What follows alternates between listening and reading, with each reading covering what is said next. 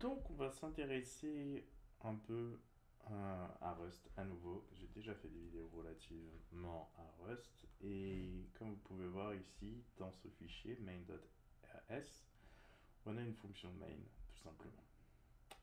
Dedans, on va s'amuser à faire quelques petites choses intéressantes pour s'intéresser aux variables et à la mutabilité, etc. Donc, par défaut, une variable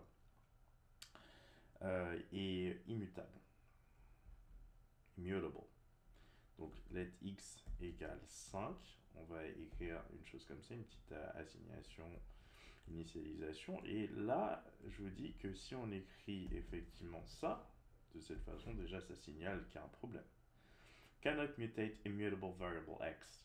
Donc ça vous dit déjà. Mais par contre, ça bizarrement, c'est possible.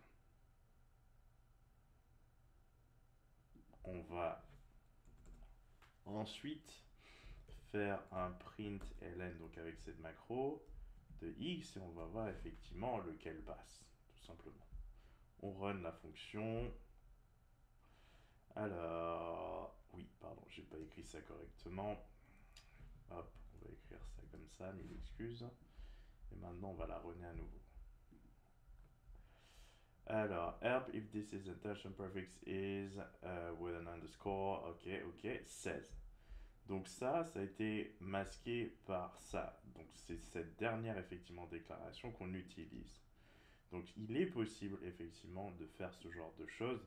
Ça ne sera pas pris en compte au moment de la compilation. C'est cette effectivement chose qui sera prise. Donc on n'est pas en train de changer la valeur ou le type de la variable x. On est carrément en train de changer effectivement ou d'appeler une variable de la même façon qu'une variable précédente. Donc c'est pas la même chose que si on avait écrit ça. Voilà. Ensuite, si on écrit quelque chose comme ça, c'est-à-dire si on rend mutable effectivement cette variable et qu'on écrit la chose suivante, est-ce que c'est possible? Alors, on va regarder tout de suite, on va écrire plutôt 23. Donc on n'a pas changé le type, le type de la variable, autrement dit, effectivement, c'est in sign 32, sign 32, donc c'est plutôt effectivement le même type que ça, finalement. On va effectivement runner ça pour voir si tout se passe bien. Et là, c'est 23. Il n'y a pas de souci. On a utilisé effectivement cette variable qui est mutable. Donc, on peut transformer sa valeur. Mais est-ce qu'on peut changer le type de la valeur? C'est ça qui est intéressant. Donc là, on va mettre une chaîne de caractères string. Et on va voir si cette fois-ci, ça passe. Là, mismatch type, expect integer, found, effectivement, string. Donc là, c'est pas possible. On peut pas effectivement faire ça parce que là, on est en train de changer le type de la valeur qui est stockée dans la variable. Et là, ça se fait pas. Donc si on veut faire un truc comme ça, il faut nécessairement effectivement qu'on passe par cette façon-là, c'est-à-dire qu'on déclare une nouvelle variable qui a juste le même nom que la variable précédente et potentiellement, on pourrait effectivement faire la chose suivante. Donc là, je sauvegarde et je relance. Et là, ça fonctionne parfaitement. Donc déjà, cette petite chose à avoir en tête lorsque on travaille avec Rust et avec effectivement des variables immutables, on peut effectivement déclarer une nouvelle variable qui porte le même nom et qui a effectivement un type différent parce que celle-ci sera masquée tout simplement par rapport à la deuxième déclaration.